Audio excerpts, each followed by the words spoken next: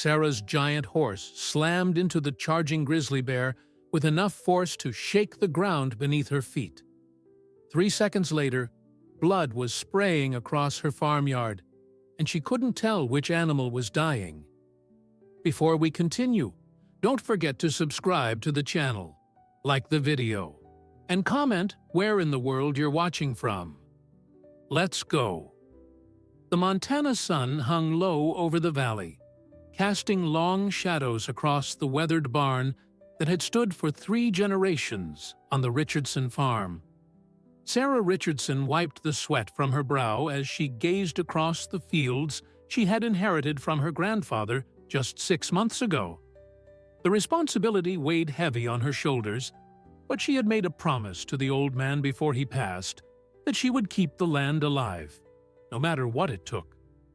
At 28 years old, Sarah had left behind a comfortable life in the city to honor that promise, trading her corporate job for calloused hands and early mornings that began before the sun kissed the horizon. The farm was modest compared to the sprawling ranches that dotted the surrounding landscape.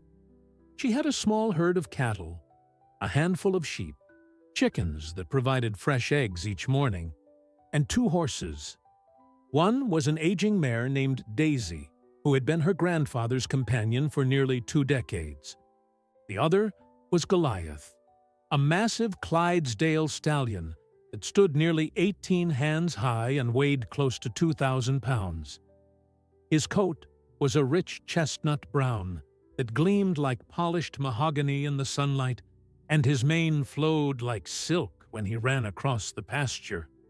White feathering covered his enormous hooves, and his gentle brown eyes seemed to hold a wisdom that Sarah found both comforting and mysterious.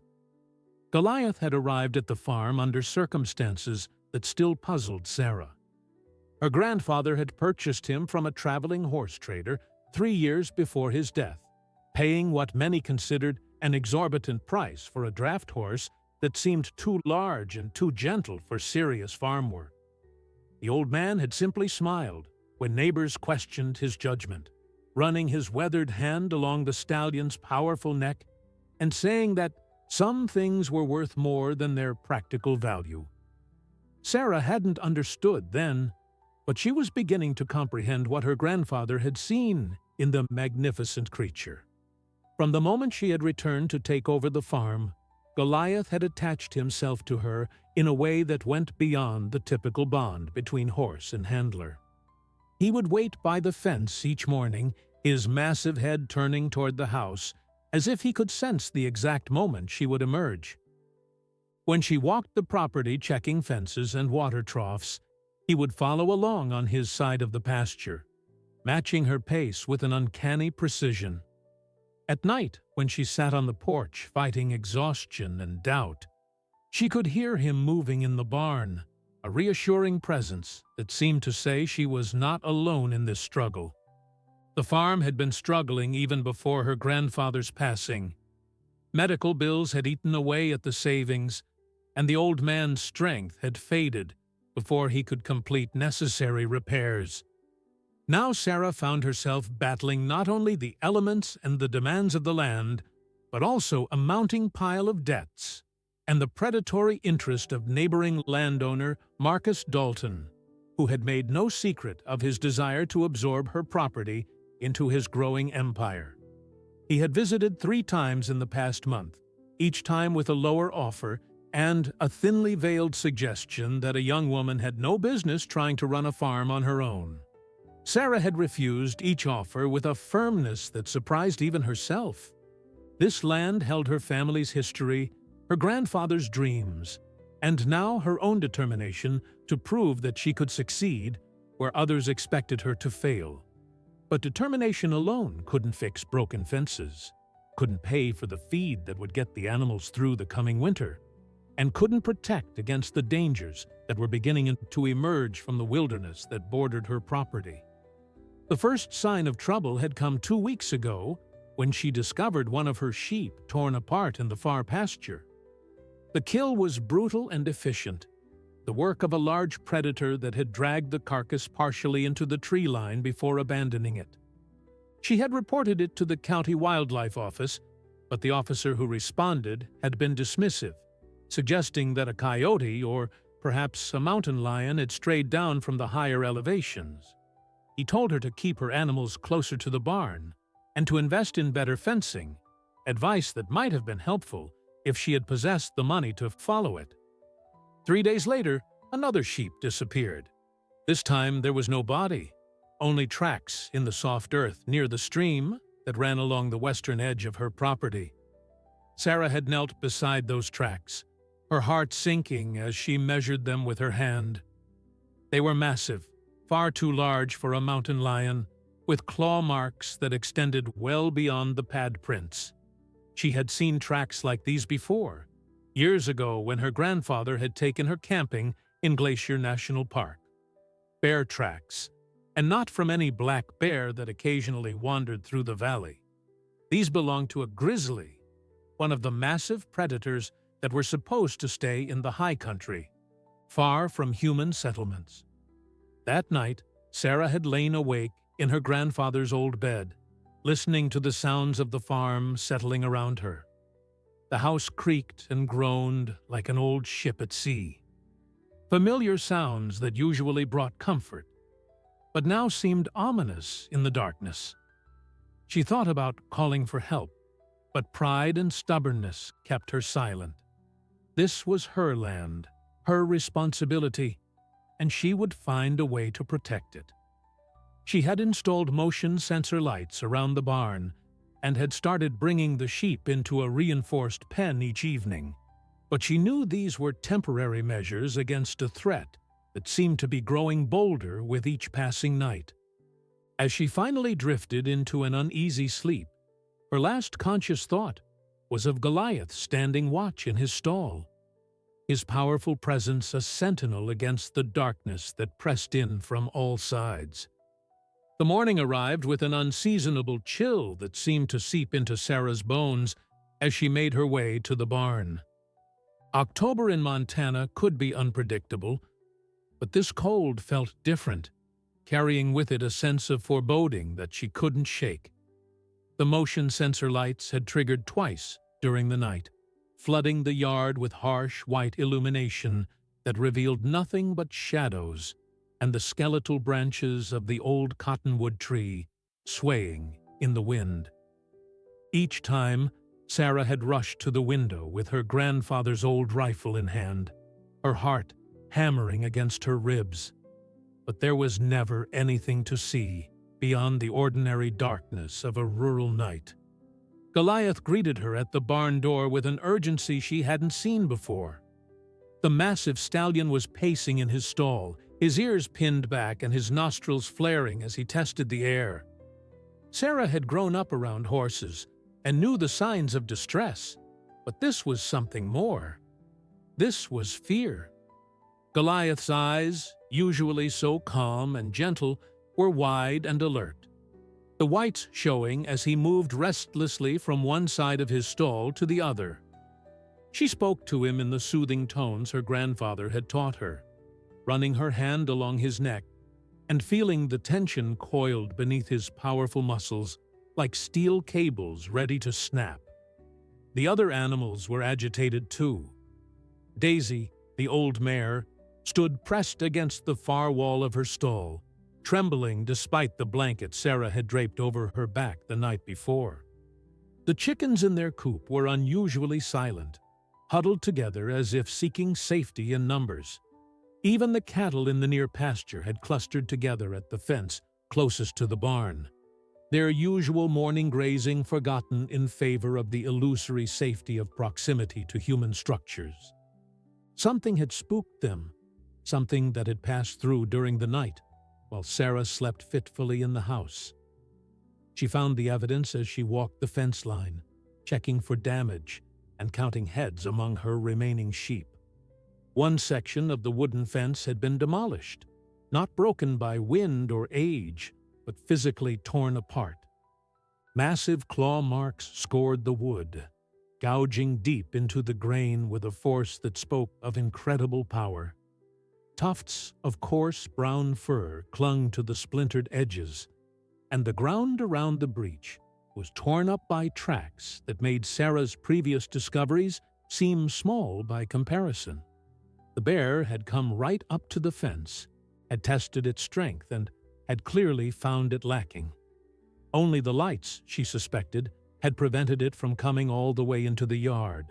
Her hands shook as she pulled out her phone and took photos of the damage. This time, when she called the wildlife office, she got a different response.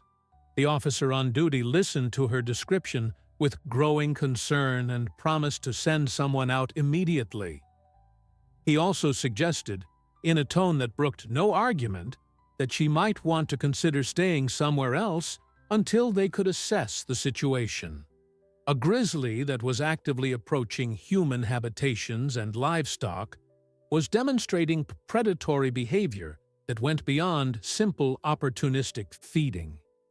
It was a bear that had lost its natural fear of humans, and that made it dangerous in ways that most people couldn't comprehend.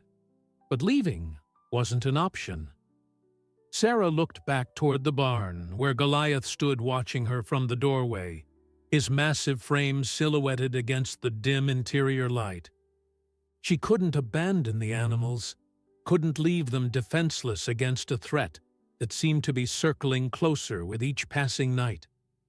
Her grandfather had entrusted this land to her, and with it, the responsibility for every living thing that called it home. Running away would mean betraying that trust, and Sarah had learned from her grandfather that some things mattered more than personal safety. The wildlife officer arrived 2 hours later, a weathered man in his 50s named Tom Crawford, who had spent his entire career managing human-wildlife conflicts in the region. He examined the fence with a practiced eye, measured the tracks with a tool he pulled from his truck, and took samples of the fur for analysis. His face grew increasingly grim as he worked, and when he finally turned to Sarah, the look in his eyes told her everything she needed to know before he spoke a single word. This wasn't a typical bear encounter, and standard solutions might not be sufficient. According to Tom, the tracks belonged to a male grizzly, probably weighing somewhere between 600 and 700 pounds, based on the size and depth of the impressions. That made it a mature adult, prime of its life, and at the peak of its strength. What concerned him more was the pattern of behavior. Grizzlies were normally reclusive creatures that avoided human contact whenever possible, but this bear was actively seeking out domestic animals and approaching occupied structures. Tom suggested several possibilities to explain the behavior. The bear might be injured or sick, unable to hunt its natural prey effectively. It might be preparing for hibernation and taking advantage of easy food sources. Or, worst of all, it might have developed a taste for livestock and learned that farms offered meals that required minimal effort to obtain. Tom helped Sarah reinforce the damaged section of fence, using heavy wire and steel posts that would at least slow down another assault. He set up trail cameras at strategic points around the property, angled to capture images of anything that approached the farm boundaries. He also left her with a canister of bear spray and detailed instructions on how to use it, though they both knew that spray was a last resort, effective only if the bear was already close enough to be an immediate threat. As he prepared to leave, Tom made one final recommendation that sent a chill through Sarah's chest. If the bear returned and showed continued aggressive behavior toward the livestock, they would need to contact a specialist to trap and relocate it. If relocation wasn't possible, if the bear had become too habituated to human presence and too bold in its predatory behavior, then lethal removal might be the only option to ensure the safety of both people and animals in the area. After Tom drove away, Sarah stood in the yard watching the sun climb higher in the sky. The autumn air was crisp and clean, carrying the scent of pine from the distant mountains. It should have been beautiful, a perfect Montana morning, but all she could feel was the weight of responsibility and the growing certainty that a confrontation was coming. The days that followed Tom's visit were marked by a tension that hung over the farm like a storm cloud that refused to break.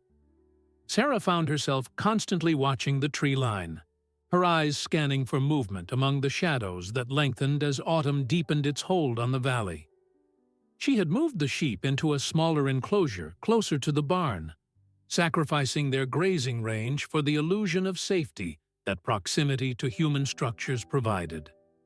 The cattle she kept in the near pasture during the day, bringing them into the reinforced pen each evening well before darkness fell. It was exhausting work, this constant vigilance, but the alternative was unthinkable. Goliath seemed to understand that something had changed on the farm. The massive stallion had become even more protective, positioning himself between Sarah and the wilderness whenever they were outside together. When she worked in the garden or repaired fencing, he would stand nearby, his great head raised and his ears constantly moving, tracking sounds that Sarah's human hearing couldn't detect. At night, instead of settling down to rest as horses typically did, he remained standing in his stall, alert and watchful. Sarah would sometimes wake in the small hours before dawn and look out her window to see his dark shape visible through the barn door, a sentinel keeping watch while the world slept.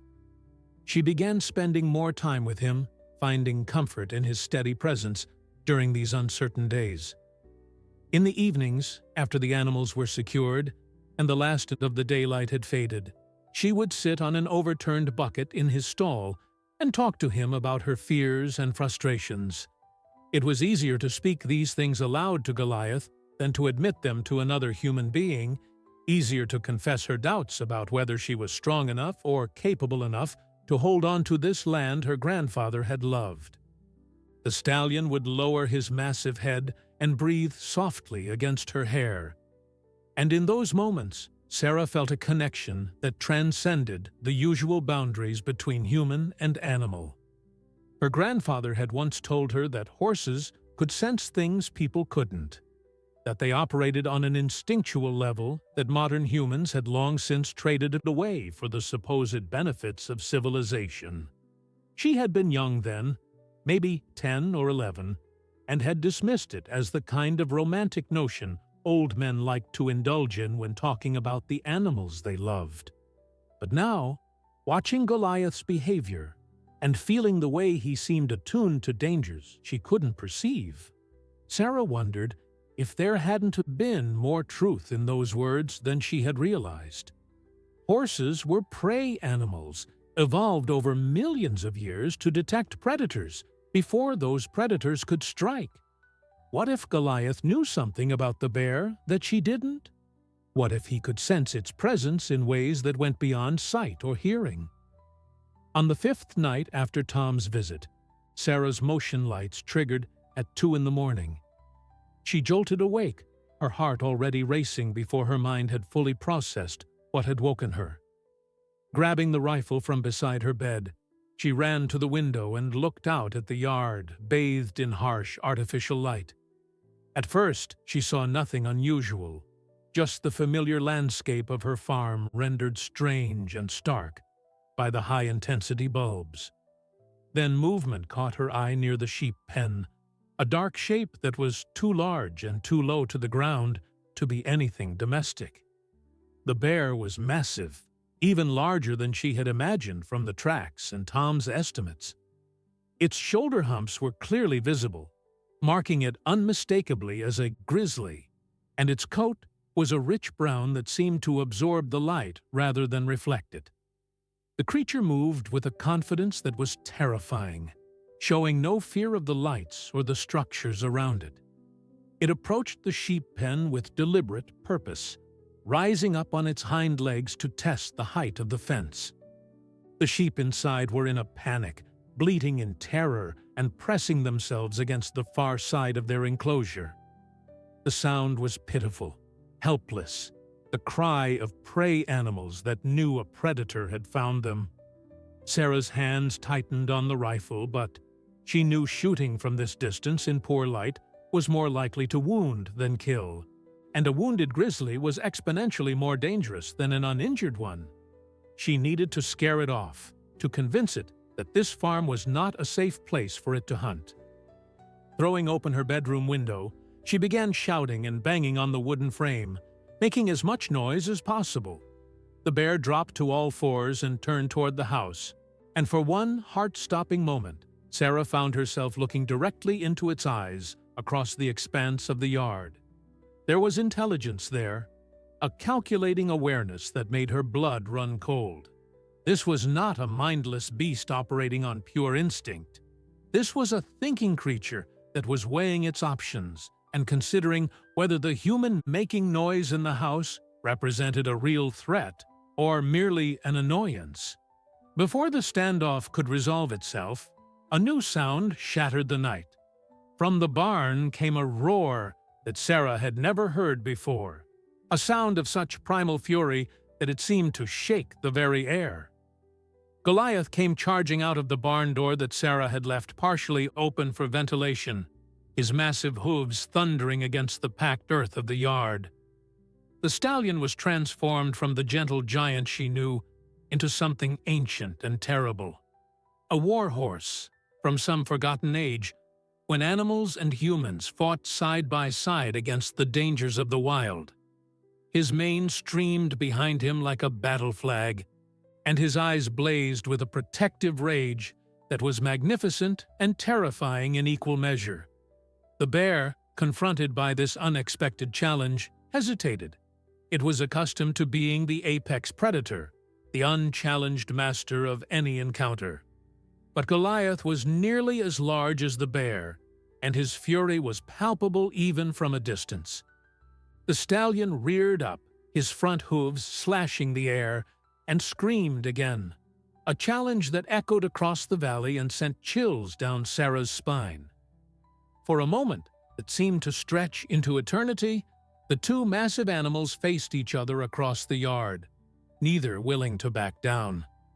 Sarah stood frozen at the window, her finger hovering over the rifle's trigger, knowing that any shot she took now might hit Goliath as easily as the bear. The stallion advanced slowly, each step deliberate and measured, placing himself directly between the bear and the sheep pen.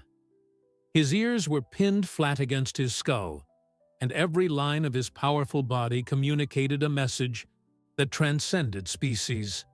He was claiming this territory, these animals, and he would defend them with every ounce of strength in his enormous frame. The bear swayed slightly, a behavior Sarah recognized from nature documentaries as a sign of agitation and uncertainty. It was accustomed to intimidating other animals through sheer size and reputation, but Goliath refused to be intimidated. The stallion reared again, this time coming down with his front hooves aimed at the ground just feet from where the bear stood. The impact sent up a cloud of dust and loose earth, and the sound of those massive iron-shod hooves striking the ground was like thunder rolling across the valley. The bear took a step backward, then another, its small eyes fixed on the horse that had dared to challenge its supremacy. Sarah wanted to scream at Goliath to run, to get back to the safety of the barn, but she knew her voice would only add to the chaos and might trigger the violent confrontation she desperately hoped to avoid. Instead, she watched in breathless terror as the two animals continued their standoff, each assessing the other, each calculating the cost of engaging in a battle that could only end badly for one of them. The bear had weapons that nature had honed over millions of years, claws that could disembowel with a single swipe, and jaws powerful enough to crush bone. But Goliath had his own advantages, size and speed, and the kind of courage that came from a bond with humans that made him willing to fight for something beyond his own survival. The sheep had fallen silent now, as if they sensed that their fate hung in the balance, and any sound might tip the scales toward violence. The only noise was the heavy breathing of the two massive creatures facing off in the yard. the snort of the horse, and the low rumbling that emanated from deep within the bear's chest. Sarah could see the bear's muscles bunching beneath its thick coat, preparing for either flight or fight, and she knew that the next few seconds would determine which path this encounter would take. Then, with a suddenness that made Sarah gasp, the bear made its decision. It turned away from Goliath, not in panic, but with a deliberate dignity that somehow made it more frightening rather than less. The bear was not running in fear. It was choosing to disengage. But the look it cast back over its shoulder toward the farm promised that this confrontation was not over. It was merely postponed. The creature ambled toward the tree line with that deceptive rolling gait that grizzlies possessed, moving faster than seemed possible for something so large. Within moments it had disappeared into the shadows beneath the pines, leaving behind only the memory of its presence and the deep tracks that marked where it had stood. Goliath remained in the yard, his sides heaving with exertion and his body still taut with readiness to fight. Sarah dropped the rifle and ran from the house, her bare feet barely feeling the cold ground as she raced toward the stallion. She reached him and threw her arms around his neck, feeling the heat radiating from his body and the rapid hammering of his heart against her chest. Tears streamed down her face, tears of relief and fear and gratitude all mixed together until she couldn't tell one emotion from another. The horse had risked his life to protect the farm, to protect animals that meant nothing to him beyond the fact that Sarah cared for them. It was an act of loyalty that went beyond anything she could have imagined or asked for. She stood there in the yard, holding on to Goliath, while the motion lights gradually timed out and darkness reclaimed the farm. Above them, the stars wheeled in their eternal dance, indifferent to the drama that had just unfolded below. The temperature was dropping rapidly now, as it always did in the mountains on clear nights, and Sarah began to shiver in her thin nightgown. But she was reluctant to let go of Goliath, reluctant to break the connection that had formed between them in those terrifying moments. He had proven himself not just a horse, but a true guardian, and she knew with absolute certainty that her grandfather had seen this potential in him all those years ago when he had paid that exorbitant price to the horse trader. Eventually, the cold drove Sarah back inside to throw on warm clothes and boots. She returned with a blanket and draped it over Goliath's back, then spent the next hour checking every animal on the farm. The sheep were traumatized, but unharmed, huddled together and trembling. The cattle had retreated to the far corner of their pen, but seemed otherwise undisturbed. Daisy had retreated deep into her stall and refused to come out, even for the apple Sarah offered her. But Goliath, once she had walked him back to the barn and given him fresh water and grain, seemed almost calm, as if the confrontation had released some tension that had been building in him for days. As dawn began to lighten the eastern sky, Sarah finally allowed herself to sit down on the porch steps, exhaustion washing over her in waves. She knew she should call Tom and report what had happened, knew that the bear's boldness in approaching so close to the house would escalate the official response. But for now, in these quiet moments before the day truly began, she just wanted to sit and process what she had witnessed. Goliath had faced down a grizzly bear to protect her farm, and in doing so had shown her what true courage looked like. Tom Crawford arrived at the farm within an hour of Sarah's phone call, his truck kicking up dust as he pulled into the yard with unusual speed. He had brought reinforcements this time, 2 other wildlife officers and a veterinarian who specialized in treating injuries from animal encounters. The grim set of their faces told Sarah that they understood the gravity of the situation even before she led them around the property to show them the evidence of the night's events. The ground where Goliath had faced down the bear was torn up from the impact of his hooves, and the bear's tracks led away toward the forest in a clear trail that even Sarah's untrained eye could follow. Tom examined the scene with professional thoroughness, taking measurements and photographs, while the other officers walked the perimeter of the farm looking for additional signs of the bear's presence. What they found was troubling. The bear had apparently circled the entire property during the night, testing multiple points of the fence line and investigating every structure. It had stood on its hind legs and left claw marks on the side of the barn, scraping at the wood, as if trying to determine whether it could tear its way inside. It had approached the chicken coop and the equipment shed, leaving tracks that showed it had spent considerable time examining each building before moving on to the next. The behavior pattern was unmistakable to the experienced wildlife officers. This was a bear that was actively problem-solving, learning the layout of the farm and looking for weaknesses it could exploit. Tom pulled Sarah aside while the others continued their investigation, and his words were blunt in a way that she appreciated. The bear had lost its natural fear of humans and human structures, and it was demonstrating a level of persistence that went beyond normal foraging behavior. It had found a concentrated food source in the form of Sarah's livestock, and it would continue to return until either it succeeded in killing and eating its prey, or something convinced it that the cost of hunting here was too high. The veterinarian, a woman named Dr. Ellen Morris, examined Goliath with careful attention, running her hands over his legs and checking for any sign of injury from the confrontation. The stallion stood patiently for the examination, though his attention remained focused on the tree line rather than on the humans clustered around him. Ellen found no physical damage, but she cautioned Sarah that the horse's behavior going forward might be affected by the encounter. Horses had long memories, and traumatic experiences could change their temperament in unpredictable ways. Some animals became skittish and fearful after facing a predator, while others became aggressive and difficult to handle. Only time would reveal which path Goliath would take. But Sarah already knew. She could see it in the way Goliath held himself, in the alertness of his posture and the determination in his eyes. He had not been traumatized by the confrontation.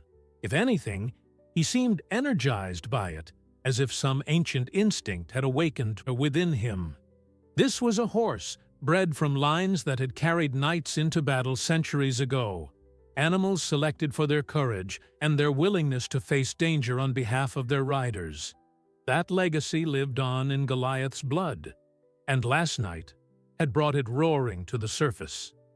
Tom and the other officers held a discussion near their trucks, their voices low, but their gestures animated.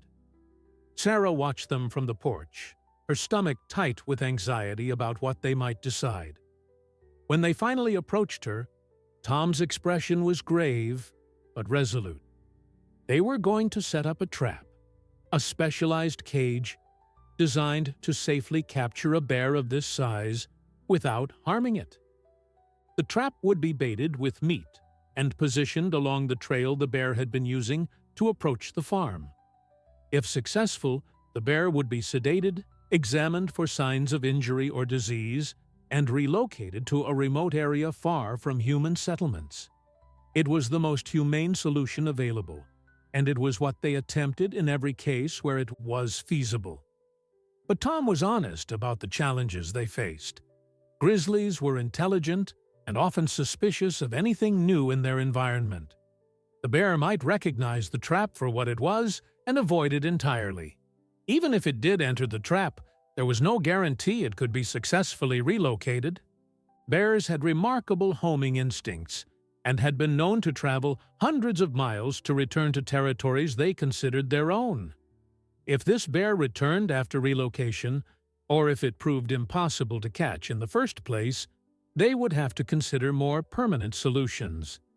Tom didn't use the word kill, but Sarah understood what he meant. The officers spent the rest of the morning setting up the trap in a clearing, about 100 yards from the main fence line. It was an impressive piece of equipment, a steel cage large enough to hold a full-grown grizzly with a trigger mechanism that would slam the door shut once the bear moved far enough inside to reach the bait. They camouflaged it with branches and forest debris, trying to make it blend with the natural environment while still leaving it accessible from the trail the bear had been using. One of the officers set up a wireless camera that would alert them the moment the trap was triggered, allowing them to respond quickly before the bear could injure itself trying to escape. As they worked, Sarah noticed that Goliath had positioned himself at the fence nearest to where the men were setting up the trap. The stallion watched everything with intense focus, his ears pricked forward and his nostrils flaring as he tested the air. It was as if he understood that these humans were taking action against the threat he had confronted, and he was supervising their efforts to ensure they were adequate. Sarah found herself walking over to stand beside him, drawing comfort from his solid presence, even as she worried about what the coming nights might bring.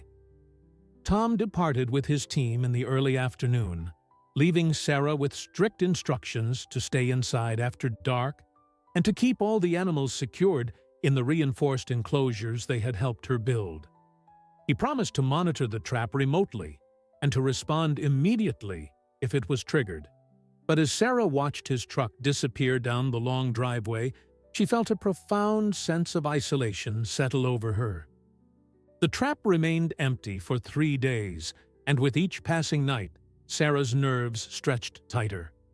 The trail cameras Tom had positioned around the property captured images of the bears circling the farm's perimeter, always careful to stay just beyond the range where the motion lights would trigger. It was as if the creature had learned the boundaries of the illuminated areas and was deliberately testing them, looking for gaps in the coverage. In one particularly unnerving series of photos, the bear could be seen sitting on its haunches at the edge of the forest, simply watching the farmhouse for nearly an hour. The intelligence in its behavior was undeniable and deeply unsettling. Sarah had always thought of wild animals as operating primarily on instinct, following patterns programmed into them by evolution and experience. But this bear was demonstrating something more sophisticated, a capacity for learning and adaptation that blurred the line between instinct and thought. It had encountered the trap and had clearly identified it as a threat, or at minimum, as something suspicious. The cameras showed it approaching within 20 feet of the cage, circling it repeatedly, even rising up to examine it from different angles. But it never entered, never took the bait, no matter how hungry it might have been. Tom called every morning to check on the situation and to review the overnight footage from the cameras. His frustration was evident in his voice, though he tried to maintain a professional demeanor for Sarah's sake. He had dealt with problem bears for his entire career, but this one was proving to be exceptionally cautious and clever. He increased the amount of bait in the trap, changed the type of meat being used, even tried masking human scent by rubbing the cage with pine branches and forest soil. Nothing worked. The bear seemed to understand that the easy meal came with unacceptable strings attached, and it was patient enough to wait for a better opportunity. During those 3 tense days, Sarah found herself spending even more time with Goliath. The massive stallion had become her anchor, the one constant in a situation that felt increasingly out of control. She would sit in his stall during the long afternoons, talking to him about her fears and her doubts, about the mounting pressure from Marcus Dalton, who had somehow heard about the bear problem and was using it as another reason why she should sell. The neighboring landowner had actually had the audacity to suggest that she was endangering the entire valley by maintaining a farm that attracted predators, as if the wildlife had never existed in the area before her arrival. Goliath would listen to her rambling conversations with what seemed like genuine attention, occasionally nuzzling her shoulder or breathing softly against her hair. His presence, was therapeutic in ways Sarah couldn't fully articulate, providing a sense of security that went beyond the physical protection he had already demonstrated. When she was with him, the weight of responsibility felt somehow more manageable, as if she could draw strength from his unshakable calm. The other animals on the farm remained nervous and skittish, but Goliath seemed to have settled into a state of watchful readiness that inspired confidence rather than fear. On the fourth night, everything changed. Sarah woke to the sound of Goliath's warning call, that same primal roar that had shattered the darkness during the first confrontation. This time she was ready, already dressed in layers and boots, the rifle loaded and within reach. She grabbed it and ran to the window, her heart pounding, but her hands steady. The motion lights blazed to life as movement triggered their sensors, but what Sarah saw made her breath catch in her throat. The bear was not at the fence or near the sheep pen. It was in the yard, much closer to the house than it had ever come before. The creature had apparently learned to move between the sensors, using the blind spots in the coverage to penetrate deeper into the farm's defenses. It was heading directly toward the barn, where Goliath's roar continued to echo, a sound of challenge and fury that sent shivers down Sarah's spine. She could see the barn door shaking as the massive stallion threw his weight against it from inside, desperate to get out and face the threat that had invaded his territory. For a split second, Sarah's mind raced through her options. She could fire a warning shot, try to scare the bear away again. She could call Tom, though by the time he arrived, the situation would likely have resolved itself one way or another. Or she could do what every instinct screamed at her not to do: go outside and release Goliath to face the bear in direct combat. It was insane, reckless, exactly the kind of decision that could end with her horse dead and herself facing a traumatized and angry grizzly. But as she watched the bear advance toward the barn and heard Goliath's increasingly frantic attempts to break free, Sarah knew she couldn't leave him trapped inside while danger approached. She ran down the stairs and out the back door, keeping the rifle raised and her finger ready on the trigger. The cold night air hit her face like a slap, sharpening her senses and making everything seem hyper-real. Every detail stood out with crystalline clarity: the way the bear's coat rippled as it moved, the steam of its breath in the cold air, the savage beauty of a predator in its prime. Sarah sprinted toward the barn, knowing she was taking an enormous risk, but unable to stop herself. She reached the door and threw back the bolt just as the bear reached the midpoint of the yard, and Goliath exploded out of the barn like a force of nature unleashed. The stallion didn't hesitate or pause to assess the situation. He charged directly at the bear with a speed that seemed impossible for something so massive, his hooves churning up the ground and his mane streaming behind him like a war banner. The bear, caught off guard by the sudden appearance of its challenger, reared up to its full height, trying to make itself look larger and more intimidating. The collision, when it came, was brutal and terrifying in its violence. Goliath reared up on his hind legs to match the bear's posture, and the two massive animals came together with a force that Sarah felt in her chest even from 20 feet away. The stallion's front hooves slashed through the air, and one connected with the bear's shoulder with a sickening thud that echoed across the yard. The bear roared in pain and fury, swiping at Goliath with claws that could have disemboweled a smaller animal. But the horse was already moving, dropping back to all fours and pivoting with an agility that seemed impossible for something weighing nearly a ton. Sarah stood frozen, the rifle useless in her hands, because the two animals were too close together, moving too fast for her to risk a shot. She could only watch as the battle unfolded with a ferocity that belonged to some more primitive age when such confrontations were common. Goliath circled the bear forcing it to turn and keeping it off balance, denying it the opportunity to charge or grapple. Every few seconds, he would dart in, lashing out with his hooves, targeting the bear's head and shoulders with strikes that had the power to break bone. The bear tried to close the distance, to get within range where its claws and teeth could be brought to bear, but Goliath refused to allow it. The stallion's strategy became clear as Sarah watched in horrified fascination. He was using his speed and his longer reach to wear down the bear, landing blows and then dancing away before the predator could retaliate effectively. It was the tactic of a boxer against a brawler, technical skill against brute force. But it was also incredibly dangerous because all it would take was one mistake.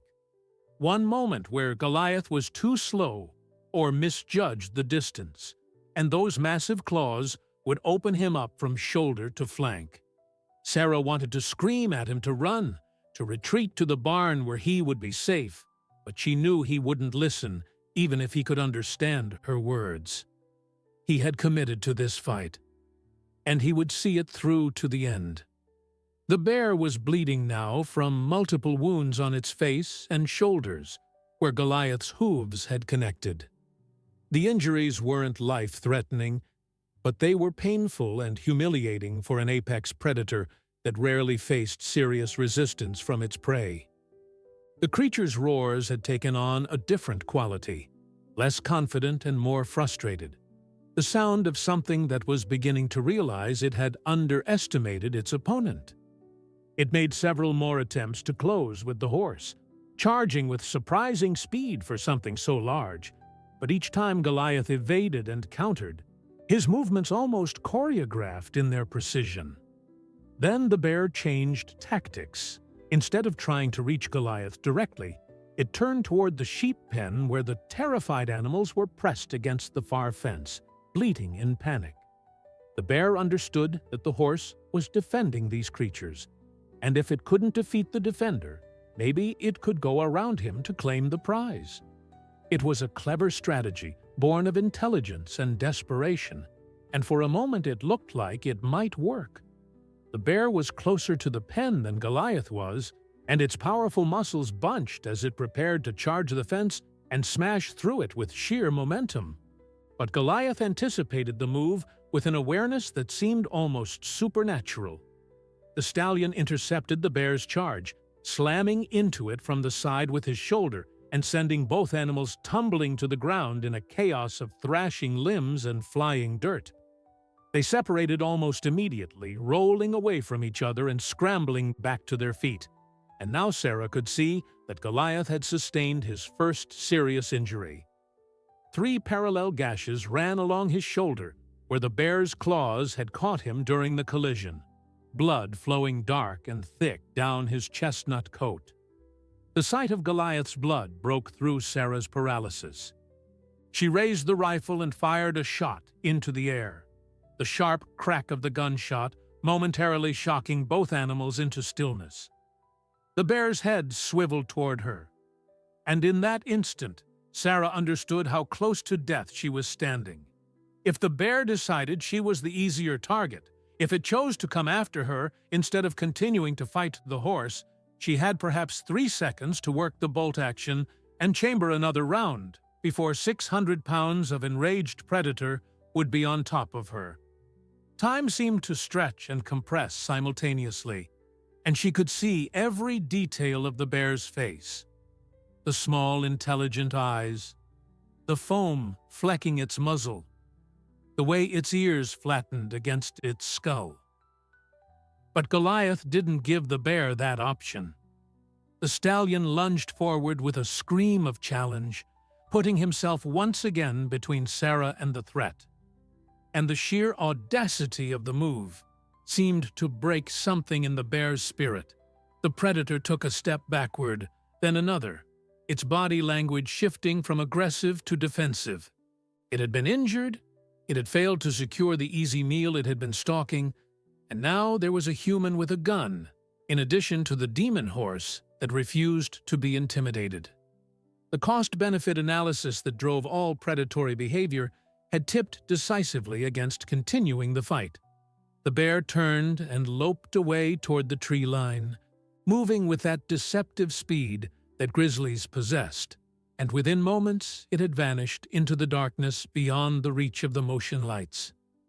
Goliath stood his ground for long seconds afterward, his sides heaving and his head high, watching the place where the bear had disappeared. Blood dripped steadily from his shoulder wound, forming a small pool on the ground beneath him, but he showed no other sign of weakness or pain. Sarah dropped the rifle and ran to Goliath, her hands already reaching for his injured shoulder, even as tears streamed down her face. The wounds were deep, 3 parallel gashes that exposed the muscle beneath the skin, and the blood flow was worrying in its steadiness. She pressed her hand against the injuries, trying to stem the bleeding while fumbling for her phone with the other hand. Her fingers shook so badly that it took 3 attempts to pull up Dr. Morris's number from the contact list Tom had given her for emergencies. The veterinarian answered on the second ring, her voice alert despite the late hour, and Sarah's words tumbled out in a rush as she tried to explain what had happened. Ellen Morris arrived within 40 minutes, her truck screeching to a halt in the yard, and her medical bag already in hand as she jumped out.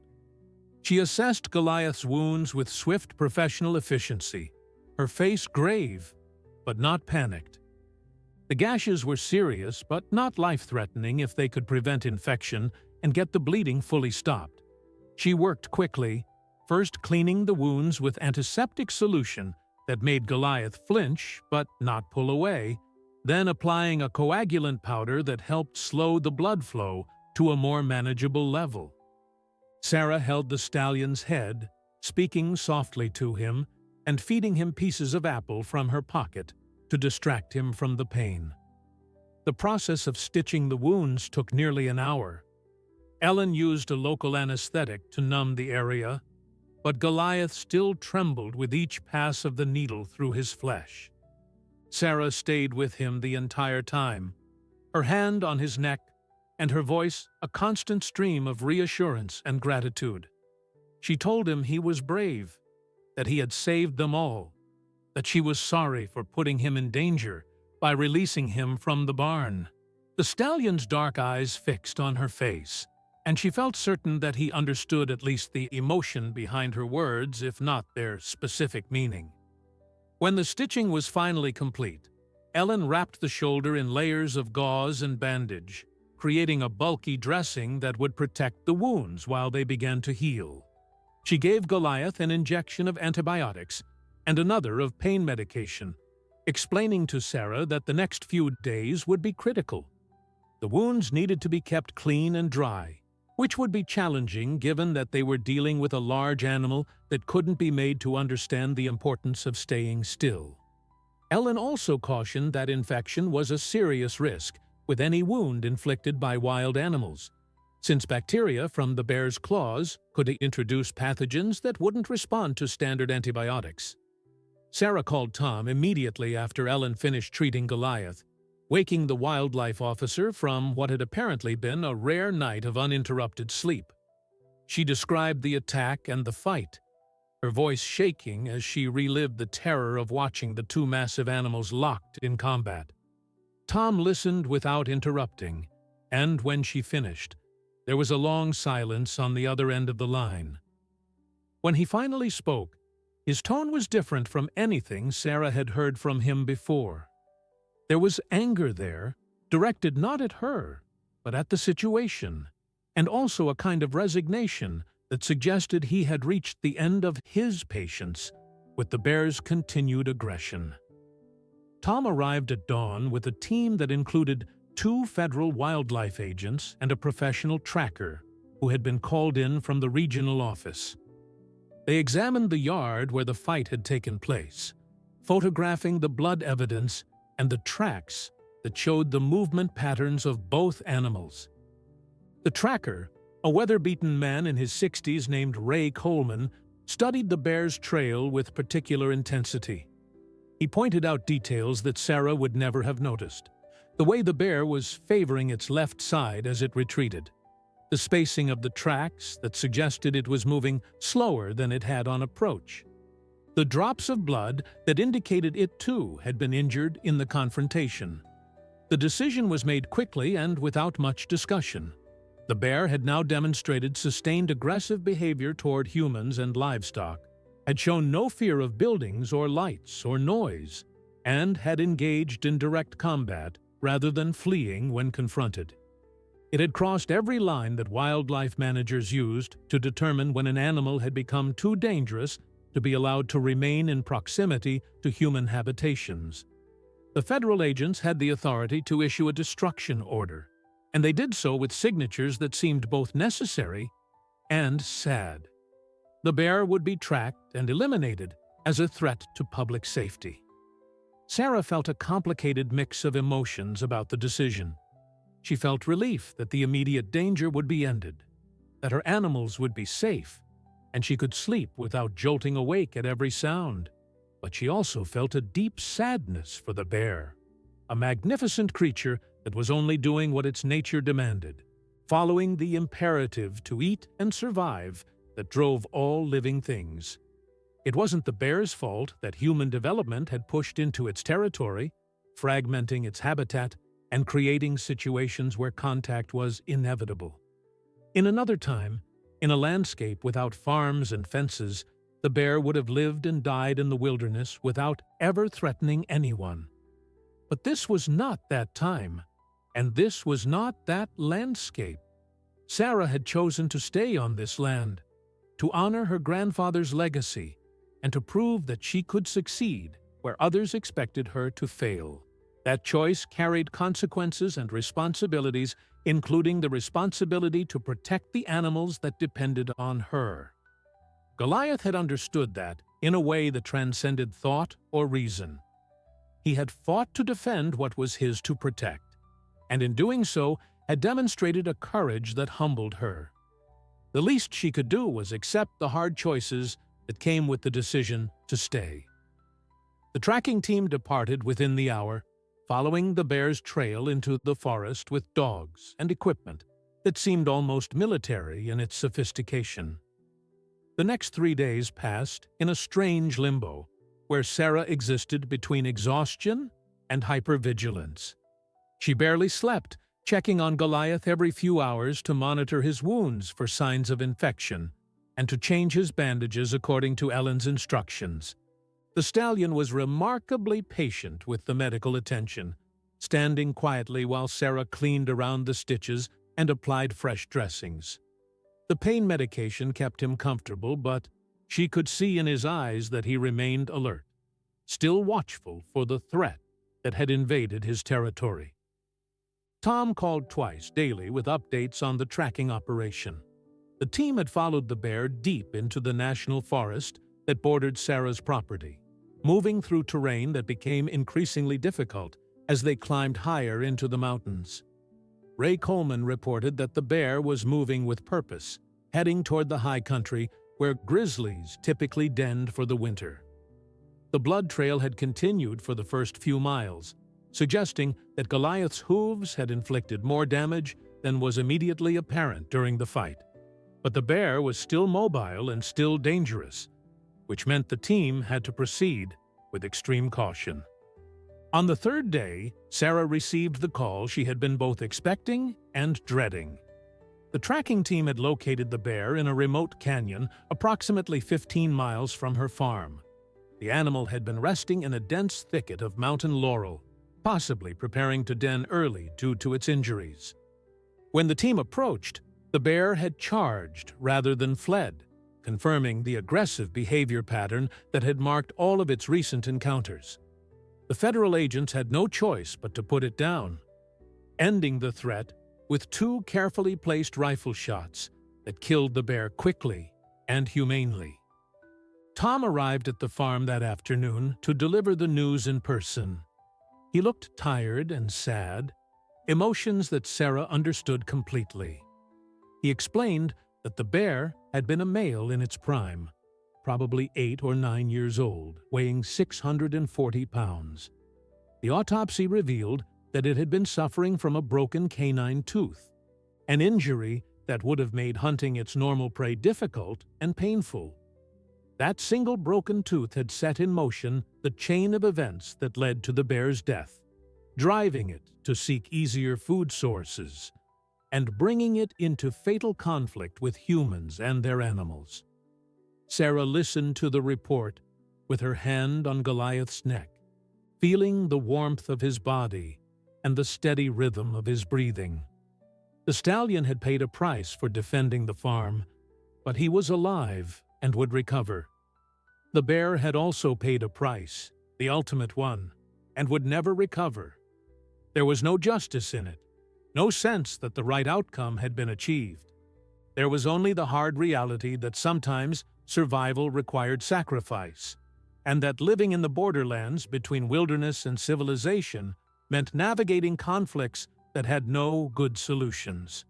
Over the following weeks, as Goliath's wounds slowly healed, Sarah found herself reflecting on everything that had happened. The confrontation with the bear had changed something fundamental in her relationship with the farm and with her own sense of capability. She had faced a genuine threat to everything she was trying to build, and she had not crumbled or run away. She had made hard decisions and lived with their consequences. The scared young woman who had returned from the city 6 months ago, doubting whether she could handle the responsibility her grandfather had entrusted to her, seemed like a different person now. Marcus Dalton made one final attempt to convince her to sell, showing up unannounced with his lawyer and a revised offer that was actually higher than his previous proposals. But Sarah turned him down without hesitation, explaining that the farm was not for sale at any price. She had fought too hard to keep it, had nearly lost too much, to give it up now simply because someone else thought they could make better use of the land. Dalton left frustrated, but also, Sarah sensed, with a grudging respect that he had been absent from his earlier visits. He understood now that she was not going to be intimidated or worn down. The story of Goliath's confrontation with the bear spread through the valley, growing with each retelling as stories always did. Some versions had the stallion defeating 3 bears single-handedly, while others claimed that Sarah herself had ridden Goliath into battle like some kind of modern-day warrior queen.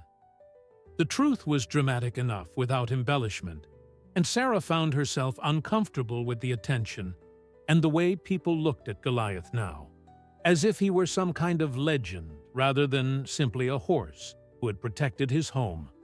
But Goliath seemed unchanged by his brush with fame. He recovered steadily from his injuries, the wounds healing cleanly thanks to Ellen's expert care and Sarah's diligent attention to keeping them clean. Within a month, the stitches were removed, and within 2 months, the scars had faded to thin white lines barely visible beneath his chestnut coat. He returned to his usual routine of following Sarah around the farm, watching over the other animals, and standing guard during the long mountain nights when darkness pressed close and the wind carried sounds from the wild places beyond the fence line. Winter came to Montana with its usual ferocity, blanketing the valley in snow and driving temperatures below zero for days at a time. Sarah had prepared as best she could, stockpiling feed and hay, weatherproofing the barn and outbuildings, and ensuring that the animals had shelter from the worst of the storms. The work was endless and exhausting, but she faced it with a confidence she had never possessed before. She had survived the worst that the land could throw at her, and she had done it with courage and the help of a horse who had proven himself to be something far more than just livestock. On quiet evenings, Sarah would sit in Goliath's stall with a blanket wrapped around her shoulders, talking to him about her plans for the spring. She would talk about expanding the sheep herd, about repairing the old irrigation system her grandfather had installed decades ago, about maybe getting a few more horses to keep Goliath and Daisy company. The The stallion would listen with his characteristic patience, occasionally nudging her shoulder as if to encourage her dreams. In those moments, Sarah understood what her grandfather had meant about some things being worth more than their practical value. Goliath's presence had given her something that could not be measured in dollars or quantified on a spreadsheet. He had given her the courage to believe in herself. Spring arrived eventually, as it always did in Montana, transforming the stark white landscape into an explosion of green that seemed almost miraculous after the long months of cold. Sarah stood on the porch one morning in late April, coffee cup in hand, watching the sun rise over the mountains and paint the valley in shades of gold and amber. The sheep were already out grazing in the pasture, their winter wool thick and ready for shearing. The cattle had survived the winter in good condition, and 2 of the cows were heavy with calves that would be born within the month. The chickens pecked and scratched in their expanded coop, and from the barn came the sound of Goliath's morning whinny, his daily greeting that had become as reliable as the sunrise itself. Ellen Morris stopped by one morning to check on Goliath and to see how Sarah was managing the farm. The veterinarian had become something of a friend over the winter months, stopping in periodically to offer advice and occasionally to just share a cup of coffee and conversation. She examined Goliath's shoulder carefully, running her fingers over the scars where the bear's claws had torn his flesh. The wounds had healed remarkably well, leaving behind only faint reminders of that terrifying night when horse and bear had clashed in the farmyard. Ellen pronounced herself satisfied with the recovery and commented that Goliath seemed to be thriving despite the trauma he had experienced, but it was more than just physical healing that Ellen observed. She noted how the stallion carried himself with a quiet confidence that had always been present, but now seemed more pronounced, as if facing and overcoming that ultimate challenge had confirmed something he already knew about his own strength and purpose. She watched the ways Sarah interacted with him, the easy partnership that had deepened into something that transcended the usual boundaries between human and animal. There was a language between them now that required no words, a mutual understanding built on shared experience and absolute trust. Tom Crawford became a regular visitor as well, checking in on Sarah and the farm even though the immediate crisis had passed. He brought news from the valley, updates on wildlife movements and weather predictions, and occasionally advice on managing the delicate balance between farming and coexisting with the wild creatures that called this landscape home. He never said it directly, but Sarah could tell that he had developed a respect for what she had accomplished, for her refusal to give up when things got difficult, and for her willingness to make hard choices when necessary. As summer approached and the valley bloomed with wildflowers, Sarah began to receive visitors of a different sort. Word had spread about the young woman who had defended her farm with the help of a giant horse, and people came from surrounding communities wanting to see Goliath and hear the story firsthand. Sarah was uncomfortable with the attention at first, but she gradually realized that the story meant something to people beyond simple entertainment. It represented the idea that courage came in many forms, that loyalty could transcend species, and that sometimes the bonds we form with animals reveal truths about our own character. She started giving occasional tours of the farm to school groups and community organizations, using Goliath's story as a way to teach about wildlife coexistence and the realities of rural life. The stallion seemed to enjoy the attention, standing patiently while children petted his neck and asked endless questions about what it was like to fight a bear. Sarah would emphasize that the confrontation had been dangerous and traumatic, that Goliath had been incredibly lucky to survive, with only the injuries he sustained. But she would also acknowledge the courage he had shown and the protective instinct that had driven him to face such overwhelming danger. On the anniversary of that first confrontation with the bear, Sarah woke before dawn and walked out to the barn, where Goliath was already awake and waiting. She saddled him for the first time since his injury, something Ellen had finally cleared him for. And together, they rode out across the farm as the sun climbed above the eastern peaks. The morning was cool and clear, and from the high pasture, Sarah could see for miles across the valley that had become her home. She thought about her grandfather and the legacy he had left her, about the challenges she had faced and the strength she had discovered within herself. Goliath carried her with the steady confidence that had become his hallmark, his powerful strides eating up the ground as they moved through the landscape he had fought to defend. Sarah leaned forward and wrapped her arms around his neck, pressing her face against his mane and feeling the warmth of his body beneath her. She whispered her gratitude for everything he had given her, for the protection and the companionship and the example of courage that had helped her find her own strength. The stallion's ears swiveled back toward her voice, and though he could not speak, Sarah felt certain that he understood. Together they stood on that high ridge, watching the sun illuminate the farm below, two survivors who had faced the darkness and emerged stronger for it. The scars they bore, both visible and invisible, were marks of survival and testaments to the power of loyalty and love.